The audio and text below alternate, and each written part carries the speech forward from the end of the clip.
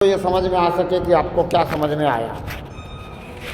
महात्मा जी ये जानना चाहते हैं कि आज तक 7 दिन और पहले 4 दिन जो आपने सुना इस मुखारविंद से, उसमें आपको क्या समझ में आया।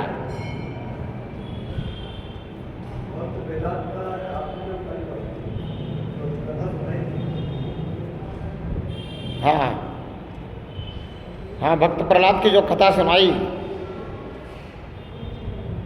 उसमें क्या समझ में आया।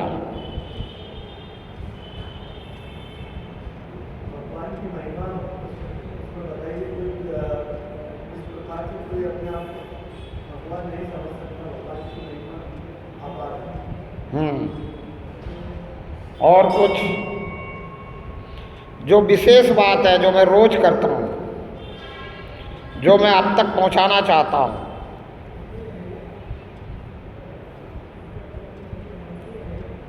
बोलो माता जी।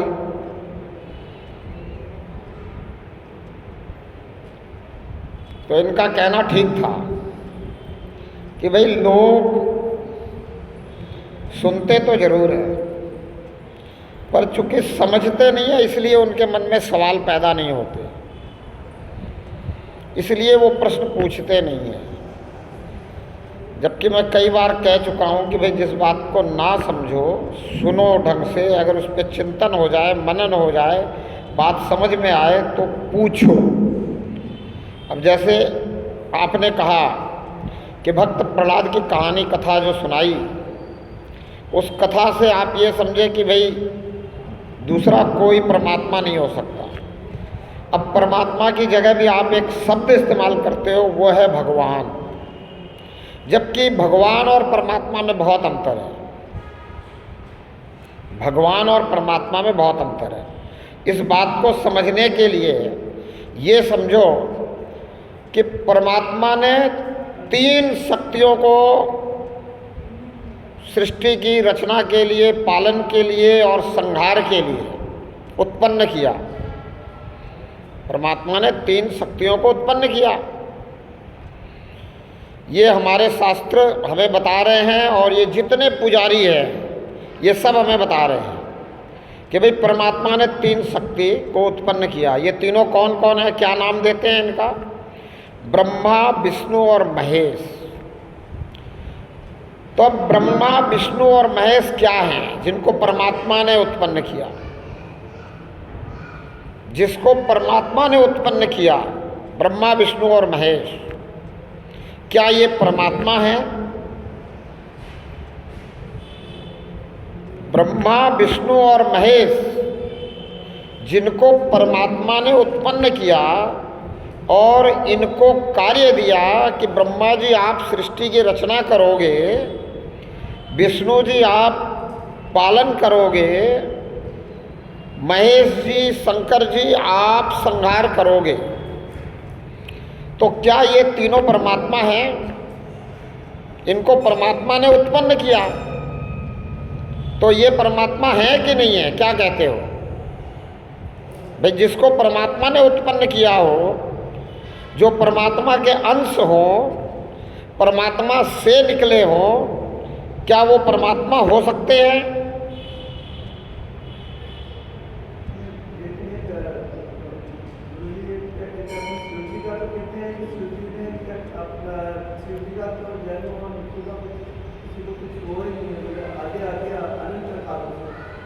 हाँ, तो ब्रह्मा पुराण में ब्रह्मा जी को वैसा ही बताते हैं, विष्णु पुराण में विष्णु जी को वैसा ही बताते हैं, शिव पुराण में शिव जी को वैसा ही बताते हैं, लेकिन देवी पुराण में इन तीनों को कहते हैं कि ये पैदा हुए हैं और ये इनका जो है नाश भी होता है।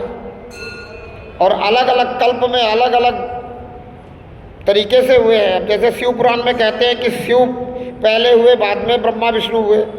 ब्रह्मा पुराण में कहते हैं कि ब्रह्मा से विष्णु और शिव हुए। विष्णु पुराण में कहते हैं कि विष्णु से ब्रह्मा और शिव हुए। लेकिन विष्णु, ब्रह्मा और शिव ये तीनों को परमात्मा ने उत्पन्न किया, ये हम मानते हैं कि नहीं मानते? तीनों को काम करने की जो शक्ति दी, जो काम सौंपा, ये किसने सौंपा? परमात्मा ने। तो इनको अपने विष्णु जी की ब्रह्मा जी को तो विष्णु जी की नाभि में से बताया। हाँ, वो विष्णु पुराण में बताया है, और ब्रह्मा पुराण में बताया कि ब्रह्मा जी से विष्णु जी की उत्पत्ति हुई, और शिव पुराण में शिव के अनुसार बता दिया कि ये तीनों, इन दोनों की उत्पत्ति शिव से हुई, और देवी पुराण में फिर कहते हैं कि माँ दुर्गा से इनकी उत्पत्ति हुई, माँ दुर्गा से इनकी उत्पत्ति हुई। और वेद में कहते हैं कि परमात्मा ने इन तीनों को उत्पन्न किया, इन तीनों का सबसे पहले निर्माण किया सृष्टि निर्माण में, और फिर इन तीनों को काम दे दिया कि ब्रह्मा जी आप सृष्टि का निर्माण करो, विष्णु जी आप सृष्टि का पालन करो, महेश जी आप सृष्टि का संहार करोगे। तो परमात्मा ने जिनको उत्पन्न किया और वो परमात्मा हो सकते हैं क्या? हमारे पुराणों में अलग अलग विवरण क्यों है? तो बोले अलग अलग कल्पों के हिसाब से अलग अलग विवरण है। एक एक कल्प में ये ऐसे ऐसे हुआ, लेकिन जो वैदिक बात है, जो उपनिषद बता रहे, वो तो ये बता रहे कि परमात्मा ने इन तीनों को उत्पन्न किया, ब्रह्मा विष्णु महेश। और यही हम मान रहे हैं और यही सब दे रहे हैं कि भाई ब्रह्मा जी सृष्टि की रचना करने के लिए, विष्णु जी पालन पोषण करने के लिए, और शिव जी संहार करने के लिए। तो जिसको परमात्मा ने उत्पन्न किया हो वो परमात्मा हो सकता है क्या? मैं तो सिर्फ ये पूछता हूँ। परमात्मा तो आदि अनंत है, और परमात्मा ने इन तीनों को उत्पन्न किया, ब्रह्मा जी को सृष्टि की रचना के लिए, विष्णु जी को पालन के लिए, शिव जी के संहार के लिए। तो इतनी सी बात हमें समझनी है कि परमात्मा ने जिसको उत्पन्न किया वो भगवान है, और परमात्मा भगवान से ऊपर है। ब्रह्मा विष्णु महेश भगवान हैं। भगवान किसको कहते हैं? जिसके पास सारे ऐश्वर्य हों। ब्रह्मा विष्णु महेश के पास सारे ऐश्वर्य हैं, तो ये भगवान है। और परमात्मा ने भगवान को उत्पन्न किया और भगवान को व्यवस्था दे दी, भगवानों को, कि भाई आप ऐसे चलाइए। और गीता में आप पढ़ो तो बोला 3 प्रकार के गुण हैं, और इन गुणों से सृष्टि की रचना है। तो गीता कहती है ब्रह्मा सतोगुण, विष्णु रजोगुण, महेश तमोगुण। इन तीनों गुणों से रचना है। तो अब सतोगुण, रजोगुण और तमोगुणों से ऊपर होगा ना परमात्मा, कि परमात्मा सतोगुण, रजोगुण और तमोगुण है। परमात्मा तो गुणातीत है। तो हम यहाँ बहुत ज़्यादा कन्फ्यूजन में हैं सभी सनातनी। हम भगवान और परमात्मा के अंतर को ही नहीं समझ पा रहे। अब मैं 7 दिन से जो समझाना चाह रहा हूँ वो सिर्फ इतनी सी बात थी कि आपको परमात्मा को पहचानना ही पड़ेगा अगर आप मुक्ति चाहते हो। बिना पहचाने परमात्मा को आपको मुक्ति नहीं हो सकती। जब तक अगर आपने परमात्मा को पहचाना नहीं और हर पल परमात्मा में ध्यान नहीं रहा, जिस समय शरीर से छूटना हुआ उस समय अगर परमात्मा में ध्यान नहीं रहा तो परमात्मा में गमन नहीं हो सकता। परमात्मा में गमन नहीं हो तो मुक्ति नहीं है, फिर आवागमन चलता रहेगा। इतनी सी बात तो समझा रहा हूँ।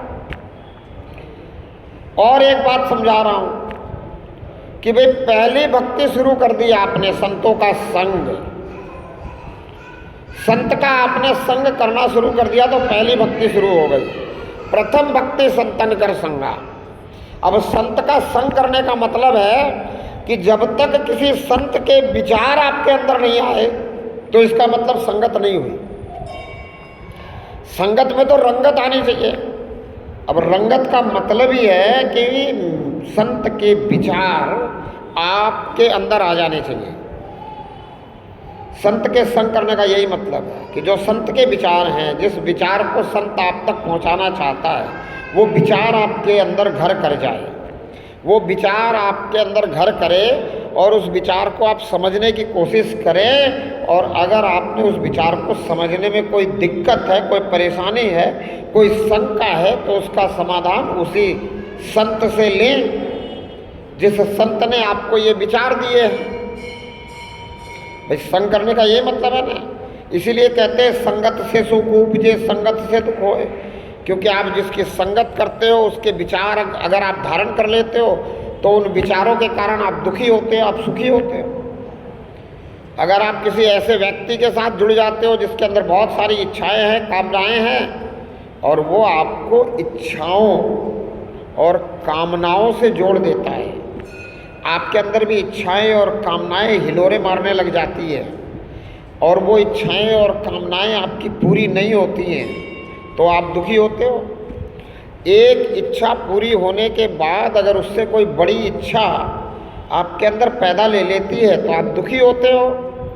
और अगर कोई आपको ऐसे व्यक्ति का संगत मिल जाए जो आपको ये समझा दे कि भाई इच्छाएं ही दुख का कारण है, इसलिए तू इच्छा करनी बंद कर दे, तू इच्छा रहित तो हो जा, कोई इच्छा मत कर, जो तुझे प्राप्त है उसी को पर्याप्त समझ, तेरी ज़रूरतें पूरी हो रही है तो तू दुखी मत हो किसी के साथ ईगो करके, किसी के साथ राग करके, द्वेष करके, किसी के साथ कंपटीशन करके। क्यों दुखी हो रहा है?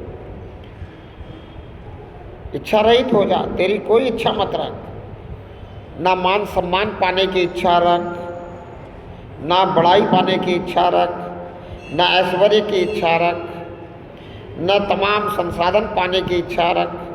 तेरी अगर ज़रूरत पूरी हो रही है तो तुझे इच्छाएं छोड़ देनी चाहिए। अब ज़रूरतें जो है वो इच्छाओं से पूरी नहीं होंगी। ज़रूरतें तो तेरे कर्म के आधार पे अवस्था व्यवस्था जो मिली है उस हिसाब से ही कर्म करोगे तो ही ज़रूरतें पूरी होंगी। इसके लिए संतों ने कहा कि सकल पदार्थ है जग माही, कर्महीन नर पावत नाही। इच्छाओं के करने से कुछ नहीं मिलता, कर्म करने से संसार का संसाधन मिलता है, कर्म के अनुसार फल मिलेगा। अगर तुम्हें संसार से ही प्रेम है तो संसार से प्रेम के कारण परमात्मा से प्रेम करने का कोई औचित्य नहीं है। फिर तो तू कर्म कर और फल ले। संसार की चीज़ों को पाने के लिए अगर तू सोचे मैं परमात्मा से प्रेम करूं और परमात्मा उस प्रेम के बदले मुझे संसार की चीज़ें दे दे, तो ये परमात्मा ने कबूल नहीं किया है। परमात्मा ने तो ये कबूल किया है कि तू संसार के से विरक्त हो, संसार से तेरा वैराग्य हो जाए, तू ये समझ जाए कि मैं शरीर नहीं हूँ, मैं शरीर के अंदर हूँ और मुझे इस शरीर में परमात्मा ने मौका दिया है परमात्मा को पहचानने के लिए, और तू फिर मेरे अधीन हो जाए, बिल्कुल बिल्कुल मेरे शरणागत हो जाए, मेरे पूरी तरह से समर्पित हो जाए, तो फिर मैं तेरी संभाल पूरी करूं, फिर मैं तुझसे ऐसे कर्म करवाऊं जिसका फल मैं अच्छा दे सकूं। फिर भी कर्म करवाता है, हम अकर्ता बन जाते कि मैं कुछ नहीं कर सकता। अब मुझे पता नहीं कि मैं अपने शरीर से क्या करवाऊं क्या नहीं करवाऊं, क्योंकि सद्बुद्धि देने वाला तू है। तू सद्बुद्धि दे तो मैं अच्छे रास्ते पे जाऊं, तो मैं तेरे समर्पित हूँ। अब जो समर्पित हो जाता है उसको फिर परमात्मा ऐसी बुद्धि देता है जो सबसे अच्छा कार्य उससे होता चला जाता है। तो मैं तो बार बार यही समझाने की कोशिश कर रहा हूँ कि समर्पित हो जाओ परमात्मा, शरणागत हो जाओ। जब जागे तब सवेरा। अब कह दो कि अब तक तो बहुत कर ली अपनी मर्जी, अब तक पड़ा रहा खुदगर्जी के चक्कर में, अब मुझे पता चल गया कि अपनी मर्जी और खुदगर्जी में कोई फ़ायदा नहीं है, क्योंकि अपनी मर्जी और अपनी खुदगर्जी में मैं सिर्फ उतना ही कर पाता हूँ जितना शरीर के लिए चाहिए। मैं उसी में फंसा रहता हूँ, शारीरिक सुख में। जो शरीर के लिए चाहिए उसी संसाधनों को मैं अपनी मर्जी और अपनी खुदगर्जी समझ रहा हूँ। मैंने अपने आप को ये समझते हुए भी कि मैं शरीर नहीं हूँ, शरीर ही समझ रहा हूँ, जानता भी हूँ कि मैं शरीर नहीं हूँ, लेकिन जो जानता हूँ वो मानता नहीं हूँ, और जो मानता हूँ उसके बारे में सही ढंग से जानता नहीं हूँ। मैं तो यही समझाने की कोशिश कर रहा हूँ इस 7 दिनों में भी और पिछले 4 दिनों में भी कि भाई परमात्मा आप जानते हो कि आपके अंदर है, मानते क्यों नहीं हो? अगर आप मान जाओ कि परमात्मा आपके अंदर है तो आप अंदर ही अंदर परमात्मा से बातें करने लग जाओ। आप जानते हो कि परमात्मा आपके अंदर है, आप जानते हो कि परमात्मा मूर्ति के अंदर है, आप जानते हो कि परमात्मा कण कण में है, आप जानते हो कि कोई ऐसी जगह नहीं जहाँ परमात्मा नहीं है, आप मानते क्यों नहीं हो? फिर आप ऐसा क्यों मानते हो कि परमात्मा को किसी ने किसी एक जगह पे कैद कर लिया है जहाँ परमात्मा से मिलने के लिए मुझे जाना ही पड़ेगा? तो जो जानते हो उसको मानना शुरू कर दो। मैं तो ये कह रहा हूँ ना इतने दिनों से,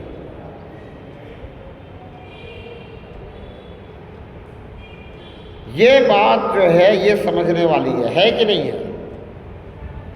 भाई जो जानता है वो तो मानना शुरू कर दे। संत जानते हैं कि परमात्मा सब जगह है तो आपको बता रहे हैं कि सब जगह है। आपने अगर मान लिया कि सब जगह है, आपके भी समझ में आ गया कि सब जगह है, आपको पता चल गया कि भाई मैं भी इस शरीर में हूँ, इस शरीर में परमात्मा भी है, इसलिए इस शरीर में मेरा पूरा अधिकार नहीं है, पूरा अधिकार तो परमात्मा का ही है।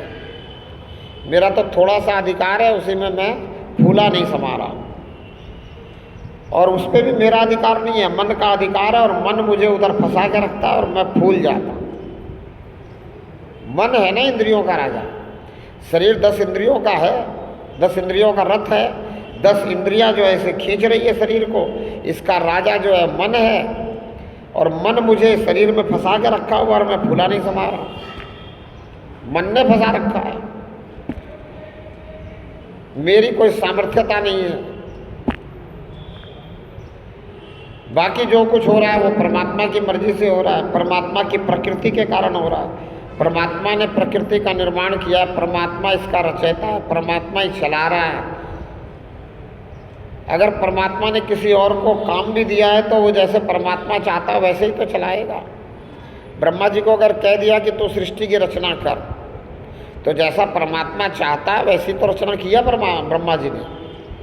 भाई अगर आप किसी फैक्ट्री के मालिक हो और आपने मैनेजर रख दिया एक कि भाई तू प्रोडक्शन देख, तू प्रोडक्शन का मैनेजर है, तो आप जैसा कहोगे वैसा ही तो प्रोडक्शन करवाएगा। और आपने अगर दूसरा कोई एक और मैनेजर रख दिया जिसको कहे कि तू प्रोडक्शन की क्वालिटी चेक कर, तू क्वालिटी मैनेजर है, तो आप जैसी क्वालिटी चाहते हो वैसी ही तो वो क्वालिटी का चेक करेगा, टेस्ट करेगा। और उसके बाद आपने एक और मैनेजर रख दिया, बोला अब सेल्स मैनेजर है भाई तू इस सामान को बेच, तो आप जिस भाव में चाहोगे उसी भाव में तो उसे बेचना है, तो वो आपके अधीन होकर काम करेगा। तो ब्रह्मा विष्णु महेश परमात्मा के अधीन ही तो कार्य करते हैं कि नहीं करते हैं? जैसा परमात्मा चाहता है वैसे इनको करना ही है, जैसे परमात्मा इनको निर्देश करे वैसे इनको सृष्टि की रचना करनी है, वैसे ही पालन करना है, वैसे ही इनको संहार करना है। अब इसी तीनों को जो है रजोगुण, सतोगुण, रजोगुण, तमोगुण कह दिया गीता जी में या उपनिषदों में, तो क्लियर हो गई ना बात कि भाई ये परमात्मा नहीं है, परमात्मा इनसे ऊपर कोई है। और आज विज्ञान ने एक परमाणु का विखंडन किया तो इलेक्ट्रॉन, प्रोटॉन, न्यूट्रॉन मिला, वो भी 3। तो हमारे जो भारतीय ऋषि मुनि थे, वैज्ञानिक थे, उन्होंने जो 3 बताए, रजोगुण, सतोगुण, रजोगुण, तमोगुण, वही तो ये है। इनका नाम बदल दिया, इलेक्ट्रॉन, प्रोटॉन, न्यूट्रॉन कर दिया। इन्हीं से बता रहे हैं कि संरचना हुई है। और इसमें इलेक्ट्रॉन की मुख्य भूमिका है, ये प्लस है। प्लस का मतलब है सृजन करने वाला है। और जो प्रोटॉन है वो ना प्लस है ना माइनस है, वो तो प्लस और माइनस को दोनों को जोड़ करके जीवन धारा को अग्रसित करता है। और माइनस न्यूट्रॉन है। माइनस का मतलब है जो खत्म करने में लगा हुआ है। तो ये electron, proton, neutron, Brahma Vishnu Mahesh, सतोगुण रजोगुण तमोगुण, ये सारी जो बात है ये पूर्णतः वैज्ञानिक है, सृष्टि रचना से संबंधित है। अब तो और आगे पहुंच गए, इन तीनों का भी विस्फोट किया। फिर गॉड पार्टिकल कहने लगे कि भाई ये तीनों जिससे बने ये परमात्मीय कण से बने। तो हम भी तो यही कह रहे हैं, साधु संत महात्मा ऋषि मुनि यही तो कह रहे हैं कि सब कुछ परमात्मा से बना है। किससे बना है? सब कुछ परमात्मा से बना है। अब फिर जिसने उसकी खोज की उसके ऊपर उसका नाम रख दिया लेबनान। बोला हम इस परमात्मा कण को क्या कहेंगे? लेबनान कहेंगे, क्वांटम कहेंगे। लेकिन वहाँ उनको दिखा कुछ नहीं, उनको मिला कुछ नहीं। भाई इलेक्ट्रॉन प्रोटॉन न्यूट्रॉन मिला तो कहा कि इलेक्ट्रॉन प्लस है, प्रोटॉन न्यूट्रल है और इलेक्ट्रॉन माइनस है। इससे आगे उनको कोई प्रॉपर्टीज़ भी नहीं मिली। यहाँ तो प्रॉपर्टीज़ मिली, न वो आंखों से देख सके न किसी सूक्ष्मदर्शी से देख सके। और यहाँ इनको कुछ भी नहीं मिला, कोई प्रॉपर्टीज़ भी नहीं मिली। तो परमात्मा बोध का विषय है, शोध का विषय नहीं है। विज्ञान जो है ये शोध का विषय है। विज्ञान भी शोध से बोध पे आ गया। जब परमात्मा का बोध हो गया हमें कि परमात्मा है, और हमने ये माना कि परमात्मा है, और हमने ये जाना कि परमात्मा हमारे अंदर ही है, परमात्मा सब जगह है, कण कण में है। जब इस बात का बोध हो गया तो बोध के बाद हमें परमात्मा की पहचान के लिए परमात्मा से प्रार्थना करनी चाहिए। यही तो मैं समझा रहा, और कुछ थोड़ी समझा रहा। मैं तो सिर्फ इतना ही कह रहा हूँ आपसे कि भाई आपने मान लिया है, विश्वास कर लिया है कि परमात्मा है और परमात्मा मेरे अंदर ही है।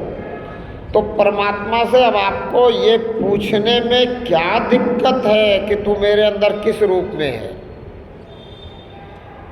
तू अंदर बाहर सब जगह है तो किस रूप में है? अब गुरु नानक देव जी इसी बात को समझाने के लिए कहते हैं कि अंदरो बाहरो एको जान, तिस सतगुरु को लख प्रणाम। बोला अंदर और बाहर इस एक को जान। ये जो अंदर भी है और बाहर भी है, कण कण में है, जो रोम रोम में बसा हुआ है। हम रोम रोम में बसा हुआ मानते हैं, कोई कहता है कि रगेजा से भी नज़दीक है। अब रगेजा का मतलब क्या हुआ? रोम रोम। वो भी कहते हैं कि रगेजा से नज़दीक है। तो ये एक ही शक्ति है जिसे अलग अलग करके मानने लग गए। क्यों मानने लग गए? अपना अपना वर्चस्व बनाने के चक्कर में, अपना अपना गिरोह बनाने के चक्कर में, अपना अपना संगठन बनाने के चक्कर में। अब अच्छे लोग तो अपने पास रह गए और जितने बुरे लोग थे वो उनका संगठन उधर हो गया। उन्होंने भी मान लिया कि परमात्मा है। प्रहलाद और हिरण्याकश्यप की जो कथा सुनाई उसमें भी यही समझाने की कोशिश है कि प्रहलाद भी मानता है कि परमात्मा है, हिरण्याकश्यप भी परमात्मा की पूजा अर्चना करता है, उनके तप करता है, जप करता है। और तप जप करके जब थोड़ी सी शक्ति प्राप्त कर लेता है तो उसे लगता है मैंने बहुत बड़ी बात हो गई मेरे साथ, मैंने तो ऐसा वरदान प्राप्त कर लिया कि अब मेरा परमात्मा भी कुछ नहीं बिगाड़ सकता। भाई जब मैं मरूंगा ही नहीं, सबसे बड़ा बिगाड़ना क्या होता है? मरना। अगर हम किसी आदमी से लड़ना चाहते हैं तो हम यही कहते हैं ज़्यादा से ज़्यादा तू क्या करेगा? मुझे मार ही तो देगा, मैं मरने को तैयार हूँ लेकिन तेरी बात मानने को तैयार नहीं हूँ। भाई सिखों के धर्म गुरुओं ने मुसलमानों की बात नहीं मानी। वो मुसलमान कह रहे थे, बोला आप मुसलमान बन जाओ, हम आपका कुछ नहीं बिगाड़ेंगे। नहीं मानी। बोला हम मर जाएंगे लेकिन तेरी बात नहीं मानेंगे। क्यों? क्योंकि हमें मालूम है कि तू हमारे शरीर को ही मार सकता है, हमें नहीं मार सकता। हम तो अजर अमर अविनाशी सत्ता है, हमें कोई मार नहीं सकता। तो गुरु तेग बहादुर को कितना तकलीफ दिया, और भी गुरुओं को कितने तकलीफ दी, उन्होंने कितनी कुर्बानियाँ दी, कितनी कुर्बानी वो सहे, पर उन्होंने बात नहीं मानी कि नहीं हम इस्लाम नहीं बनेंगे। और गुरु गोविंद सिंह ने यहाँ तक कह दिया कि मुसलमान अगर पूरे हाथ में तेल लगा ले और तेल लगा के तिल की बोरी में हाथ घुसा दे और उतनी बार भी अगर कुछ बोले तो तुम उसको सही नहीं मानना। मुसलमान कभी सच बोल ही नहीं सकता। उन्होंने यहाँ तक कह दिया। और सब लड़ाइयाँ लड़ी मुसलमानों से, किस लिए? सिर्फ अच्छाई को बचाने के लिए। वो मुसलमान क्यों नहीं बने? क्योंकि वहाँ उन्हें बुराई दिख रही थी, उन्हें दिख रही थी कि इनके पास दया तो है ही नहीं, और जिसके पास दया नहीं है वो अधर्म है। हम धर्म वाले होकर के अधर्म को कैसे स्वीकार करें? हम तो दया वाले हैं, हम तो दया करते हैं, हम तो दया को मानते हैं, हम तो दया को समझते हैं, हम तो जियो और जिलाओ वाले हैं, हम तो खाओ और खिलाओ वाले हैं। यही तो समझा रहा हूं मैं। ये समझना है कि धर्म क्या है, दया क्या है। ये समझना है कि मुझे परमात्मा की पहचान के लिए परमात्मा से प्रार्थना मात्र ही एक उपाय है, वो भी शरणागत होकर अकर्तापन के भाव में। लेकिन इतना आसान नहीं है। क्यों नहीं है? क्योंकि मैं ये मानने को ही तैयार नहीं हूँ कि मैं कुछ नहीं कर सकता। मैं तो सोचता हूँ मैं बहुत कुछ कर सकता हूँ, और मुझे कोई किसी भी प्रकार से परमात्मा ने वरदान भी नहीं दिया। तो अब हिरण्यकश्यप जिसको वरदान मिल चुका है कि कभी मरेगा ही नहीं, वो सोच रहा मैं कभी मरूंगा ही नहीं। मैंने तो वरदान मांग लिया है कि न दिन में मरूं, न रात में मरूं, न अंदर मरूं, न बाहर मरूं, न पुरुष मार, न आदमी मार सके, न पशु मार सके। अब वो समझता है इसके अलावा कुछ है ही नहीं मारने वाला, इसके अलावा कोई जगह नहीं मारने वाली, इसके अलावा कोई पैर नहीं जिस पैर में मैं मारा जाऊं। अब वो समझ रहा 8 पैर है, 8 पैर में 4 पैर दिन के हैं, 4 पैर रात के हैं। तो अगर किसी को अजर अमर अविनाशी शरीर होने का भी वरदान मिल जाए, वो अजर अमर अविनाशी आत्मा तो है, लेकिन उसको शरीर में ही वरदान मिल जाए कि तेरा शरीर जो है कभी मरेगा ही नहीं, तो वो क्यों नहीं अपने आप को परमात्मा कहेगा? वो भी कह रहा है। लेकिन फिर बाद में मैंने इस कथा से ये समझाने की कोशिश की कि जब उसको भी लगा कि भैया प्रहलाद जो है बचता जा रहा है बार बार और इस खंबे से भी बच जाएगा तो मेरी तो पूरी नाक कट जाएगी, फिर तो सारे लोग कहेंगे कि तू परमात्मा नहीं है, क्योंकि परमात्मा तो बचाने वाला है जो बार बार इसको बचाता है, और तू कैसा परमात्मा है? तू तो कहता है कि मैं सबका बिगाड़ दूंगा अगर मुझे परमात्मा नहीं मानोगे तो। और परमात्मा को मानो या ना मानो, परमात्मा किसी का बिगाड़ता नहीं है। परमात्मा को नहीं मानते तो परमात्मा आपको कर्मों का फल देता है, और परमात्मा को मानते हो और सही मायने में मानते हो तो आप परमात्मा के समर्पित हो जाते हो, शरणागत हो जाते हो। आप परमात्मा से ही प्रार्थना करने लग जाते हो कि जो तू चाहता है वो करवा ले इस शरीर रूपी साधन से। मेरे समझ में आ गया कि शरीर साधन है, मैं शरीर नहीं हूँ। मैं तो इस शरीर में तब तक बैठा हूँ जब तक तू इस शरीर से नहीं निकालता, या मैं शरीर में इस शरीर में तब तक हूँ जब तक इन श्वासों की गिनती पूरा नहीं हो जाती। तो अब जो परमात्मा को मानने वाला है वो परमात्मा के समर्पित हो जाता है, शरणागत हो जाता है, प्रार्थना करता है कि तू जो चाहता है वो करवा ले इस शरीर रूपी साधन से। और इससे पहले जो मैंने सोच के किया है कि मैंने किया है उसके लिए मुझे माफ़ कर दे, मुझे तू अपनी शरण में ले ले और तू करवाने लग जा, और मुझे ऐसी दृष्टि दे दे कि जो तू करवा रहा है वो मुझे दिखता रहे कि हाँ तू करवा रहा है, और जो मुझसे मेरा मन करवा ले वो भी मुझे दिख जाए, फिर वो मन करवाने से पहले ही मैं सजग हो जाऊं। अभी तक जो कुछ करवा रहा है मेरे से, इस शरीर से मन करवा रहा है, मैं मन के पीछे चल रहा हूँ, मन करवा रहा है। अब मैं तेरे पीछे पड़ गया, अब तू करवा। अब जब तू करवाएगा, मन को तू चलाएगा, बुद्धि को तू चलाएगा, चित्त को तू चलाएगा, विवेक को तू चलाएगा, तो तू जैसा करवाएगा वैसा होगा शरीर से। अब तक बहुत कर ली अपनी मर्जी, बहुत कर ली खुदगर्जी, अब मैं चाहता हूँ कि हो वो जो है तेरी मर्जी, तब बात बनेगी। ये समझा रहा हूँ मैं, इस बात को समझना है। अगर इस बात को समझ पाओ तो